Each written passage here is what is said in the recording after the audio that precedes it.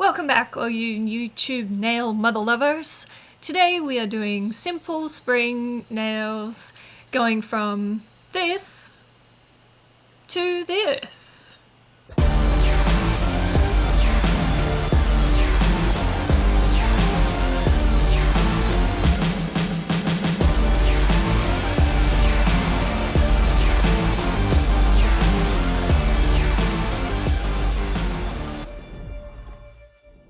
Okay, looking at my shiny bling, or not looking at my shiny bling, yeah!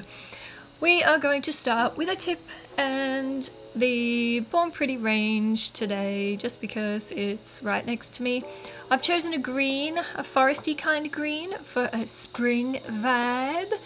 You can use a pastel, but I'd stay away from fluoro because fluoro is more summery if you want to stick to the spring fling theme. So everything in this range cures for 1 minute. Now you need to choose a dotting tool after you've removed the sticky layer, of course. I have many a dotting tool because dots are the easiest thing to make things look pretty, complicated, and flourishing. What I'm doing here is a test dot. So I have chosen the fat dotting tool. No, I'm not fat shaming the dotting tool, I've just chosen the big fat one.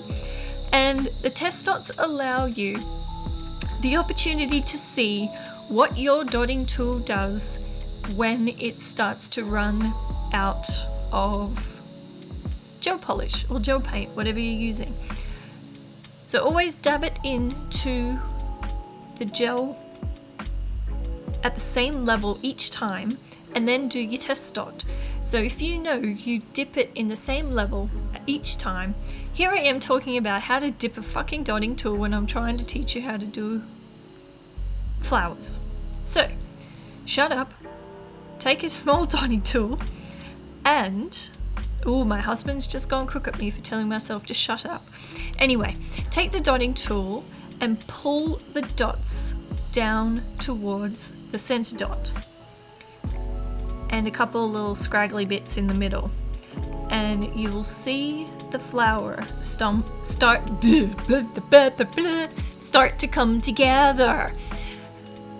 The reason you pull down the middle parts, it might look a bit fiddly, but it gives the flower its vein, so its interest, so it makes it not look so like half beaten up love hearts, I suppose. But yeah, pull the outsides of those dots together and there you have it. You have a flower. You could stop there, but no. What this technique teaches you is how to improve on the composition of the design on the nail. So it lays out a pattern that you can use just to make the design of a single flower more interesting. You could go on and do other big flowers over the nail so that they're half on, half off, but this way it brings it all together and makes it look like a nice little S down the nail. From a design point of view, of course. Grab your scratchy one again and scratch your little outsides and create that petal effect again. Scrape the outsides down and towards the main flower, and that's going to make it look like either leaves, petals, or the suggestion of other flowers behind it. No, it's not perfect, it's a suggestion. So what's it called? Artistic license. That's right. Voila. Isn't it pretty? Nuh-uh. Step 3, chuck some bling on it. Yes, I mean, look at my nails. Did you really think that it was going to end without bling on this channel? No, no, no. No, no, no. Fuck, I just hit the stop record. Okay, here we go. What was I saying? Take some gem gel, place it on the center. You could really place it anywhere. I like a cuticle bling, as you can see there on my thumb, which would totally fit with any design. But here. Alright, so number 4. Step 4 is completely and totally unnecessary, an option, and will shit you up the wall if you try to do it. So here we go. Put this is actually a top coat layer, but you can put a base coat layer to do this, and I would probably recommend base coat if you go to do the next step. So they say, and by they I mean the nail people out there in nail land, they say to put some base coat or top coat onto your brush and use that to put the beads on. Well, I say to that, fuck you, because they're a pain in the backside to get where you want them.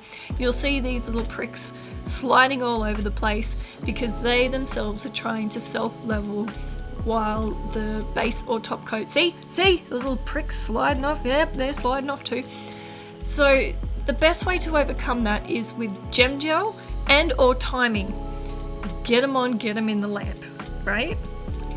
So the very last thing that I have done for this nail in particular is an absolutely unnecessary step, but one that I do just because I like things to sparkle. When you're having a really shit day, you can look down at your nails and go, hell yeah, there's a little bit of sparkle in life.